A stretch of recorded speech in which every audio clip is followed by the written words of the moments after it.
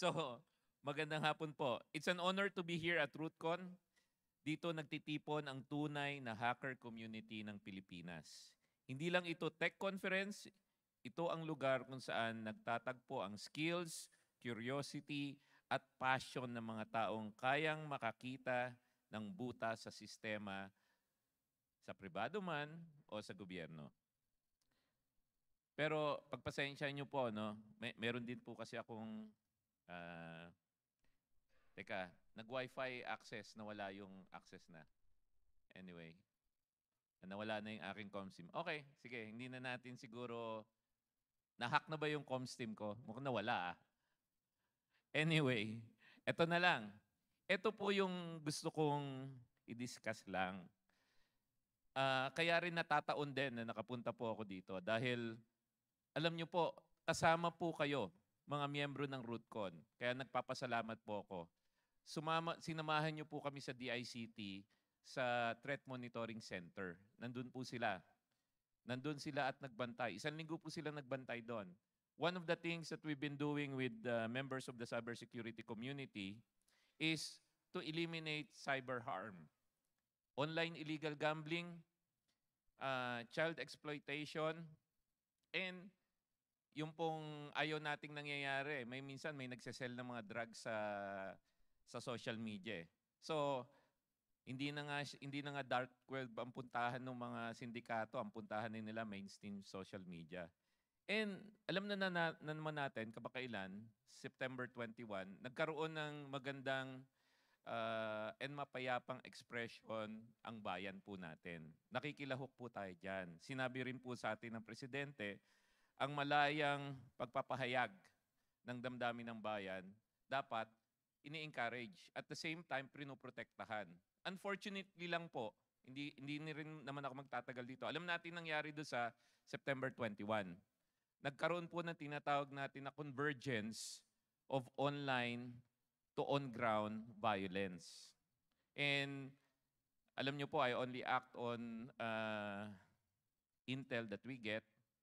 And tinayo po namin yung Oplan Cyber Dome. Yung Oplan Cyber Dome, itigil nyo na to. Nalilito ako. Sorry. Hindi pa ako tapos. Ibalik nyo muna dun sa dati. Sorry magulo lang kami ngayon. Hindi. Patayin nyo na. Pampagulo lang. Makinig na lang muna kayo sa akin. Sabi sa inyo, may hangover pa kami dahil sa birthday celebration eh. So ang gusto po nating iwasan, yung violence online spills over into the streets. Dapat po, iwasan po natin yon. And alam ko naman, karamihan po sa atin ayaw niyan. And kamakailan nga, I went to na press conference and I alluded to certain organizations and nagsabi na naman po sila, hindi po sila involved. So nagpapasalamat po ako sa kanila at they are disavowing violence. Maraming salamat po yon kasi it returns my confidence in the community na mas marami po sa atin ang mas gusto ng progresibo. So ito po, dapat hindi na mangyari. And one of the reasons why I'm here is to appeal to everybody that we should start cooperating. So tinayo po namin ng Cyberdome, Oplan Cyberdome. It's not just a government, not just telcos, not just law enforcement. Kasama po natin ang hacker community. Malinaw ang pronouncement ko ngayon. Ito po ay sa utos po ng Presidente. May 6 po akong babanggitin sa inyo na nakonsulta ko rin po yung mga leaders sa hacker community. And ito yung mga napag-usapan namin nila, Sir Dax. Isa po, 1, yung hinahanap po natin, safe harbor para sa ethical hackers. Gagawin na po natin yan. Kung makakakita kayo ng vulnerability at ire-report ng maayos, hindi kayo ituturing na kriminal. We will professionalize ethical hacking. Maglalabas tayo ng coordinated vulnerability disclosure framework para malinaw at protektahan ang mamamayan, at the same time, kayo po na nagmamalasakit lang naman. Gusto nyo lang pong mag-improve yung mga digital assets natin. Second, yung framework po na ito gagawin natin kasama kayo. Bug bounty and recognition. DICT mismo ang magpapalabas ng bug bounty programs para sa eGov at free Wi-Fi. Doon po natin sisimulan yan. Matapos yan, pag-eksperimentohan muna na, ibig sabihin ng bug bounty, pag may nakita kayong problema, i-report nyo sa amin. Okay? Hahanapan po natin ng magandang framework na ma-reward naman yung mga nagvo-volunteer, nagmamalasakit. Ethical hacking will be recognized and rewarded bilang mahalagang contribution sa cyber defense ng bansa. Number 3 po, transparency at threat sharing.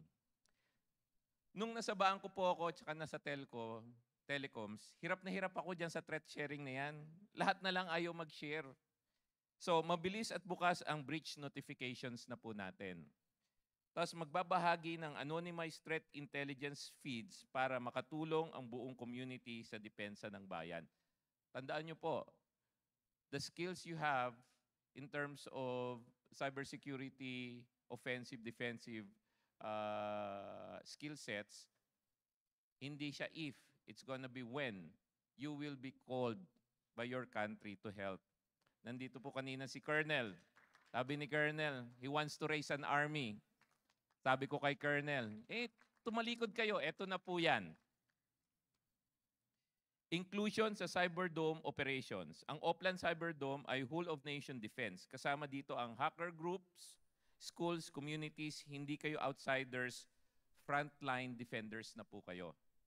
Para lang maintindihan nyo, the Cybercrime Investigation Coordinating Center is composed and managed by a council.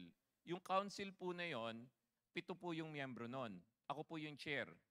Ang isang miyembro nun is from NBI Cyber, PNP Cyber, and third, yung sa DOJ.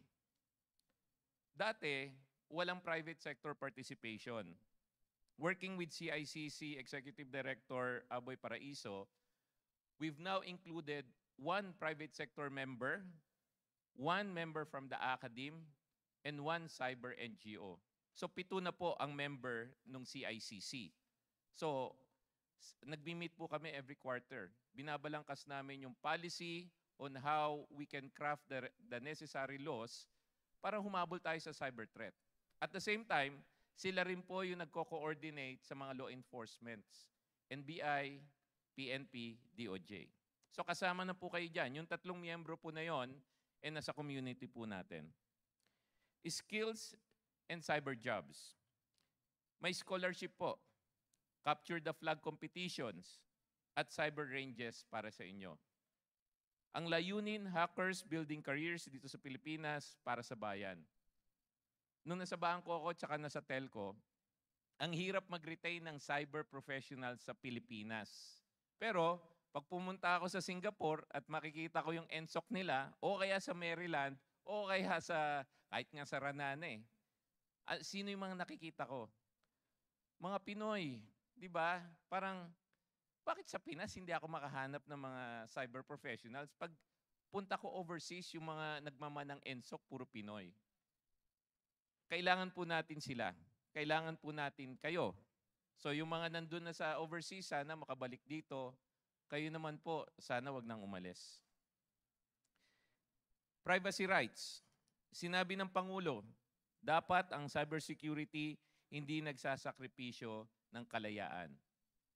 I will ensure, for as long as it's a lawful expression of your skills and it's in the mission of moving the country forward, your freedom will be protected. Protektado ang data privacy, walang trade-off sa pagitan ng security at freedom. Yan po yung 6 na commitment ko sa inyo. Bilang Department of Information and Communications Technology, we want to make one thing clear. We are taking a whole-of-nation approach to cybersecurity. Kung naririnig niyo po yung whole of government, ang sinabi ko po sa Presidente, Boss, kailangan isama natin yung private sector. And nag-agree po siya. So hindi po tayo whole of government, whole of nation po tayo. And kasama po kayo dyan. Ito po yung mga reforma na ginawa na namin. Nabanggit ko na kanina, CICC now include not just government but also private sector, cyber NGO, and the academe. VAP provider accreditation. Meron po tayong VAP registration. Mga 200 na ata yung nag-register. Pero alam nyo na naman, yung iba doon, medyo delikado. So by October, we will launch an accreditation program. Wala po kayong babayaran. Kung gusto nyo magtayo ng VAPT company o become a VAPT provider, magpa-accredit lang po kayo. Ano ang laman ng accreditation? Ilalabas po namin sa website. Hindi po kayo kailangan pumunta sa opisina namin. Mag-a-apply po kayo online. At saka, meron po tayong tinatawag na Tatak Pinoy. Ang sabi po ng Presidente, madami tayong magagaling eh. So let's have a preference for Filipino VAPT providers. We will also launch by November. Nasaan ba si Julius? Julius, November naman to. Si Julius po, head natin doon sa cyber. Julius, Cyber Posture Assessment Laboratory. Ito po yung mag-check ng mga IoT devices, mga routers, mga Wi-Fi, etc. Yung mga ginagawa na po ito sa mga ibang bansa eh. Pero sa akin, I prefer that the certification comes locally. Marami na po nag-apply sa akin ng mga Cyber Posture Assessment Laboratory. We'll launch it by November. And hopefully, they can tap you to be members of the laboratory as well. Number 4, nag-defend po ako ng budget. Lahat po, 50 members of the Appropriation Committee, lahat ng kongresista na nakita ko, and senator, sabi nila, Sec, ang liit ng budget mo sa cyber.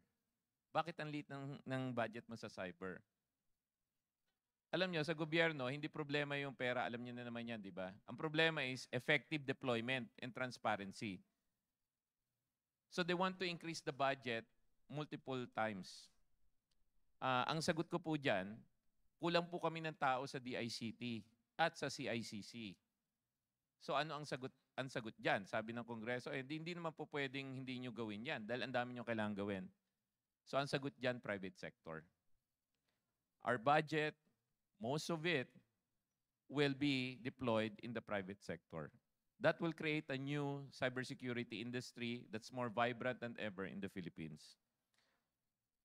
May isa pa po, last na lang. Aside from the substantial budget, inatasan po ako ng Presidente. Alam niyo na naman yung nangyayari sa Pilipinas, di ba, at saka sa geopolitical situation natin. He required me to create 100,000 cybersecurity professionals before 2028. Pag sinabi po ko pong cybersecurity professionals, certified, identified, and we have a list. Ang gusto po nila is 100,000. Saan po tayo kukuha niyan? Wala tayong pagkukunan yan. Sa inyo lang po manggagaling yan. And ang sabi ko kay Presidente, 2028, sige, we'll work with the community and we'll try to beat the deadline. Instead of 2028, dapat 2027. Kasi ito po yung mga tinatawag natin, we needed it yesterday. Diba? So 100,000 po. Kung makabuo tayo ng 200,000, so much the better.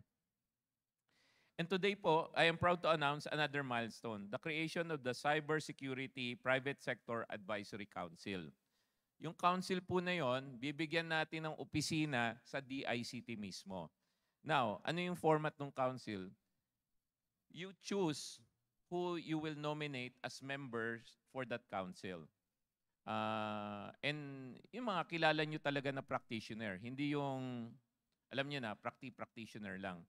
And we will provide them a facility in DICT where they can help us craft all of this.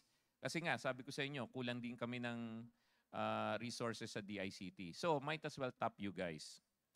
The council will allow us to craft the necessary engagement with the community. This council will institutionalize the voice of the private sector and the hacker community in shaping national cyber defense, ensuring na hindi lamang gobyerno ang nagdedesisyon, kundi kasama tayo.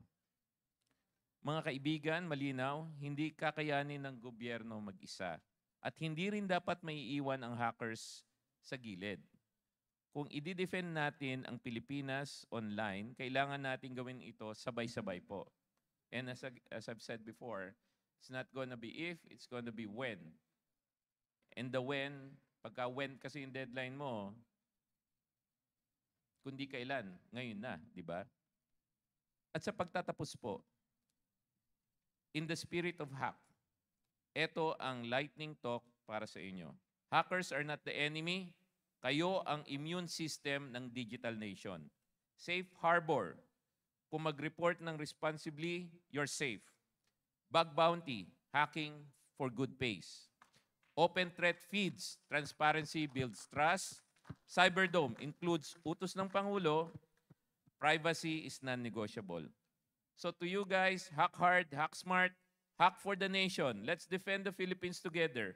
At bago kayo umilis, iniimbitahan ko po kayong lahat na mag-iwan ng inyong pangalan at pirma sa pledge wall mamaya, sana.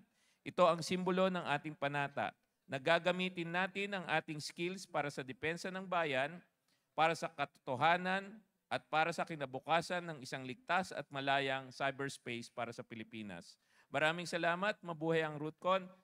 Gusto ko po konektado kayo, pero mas importante, gusto ko sigurado ang lahat. Thank you po.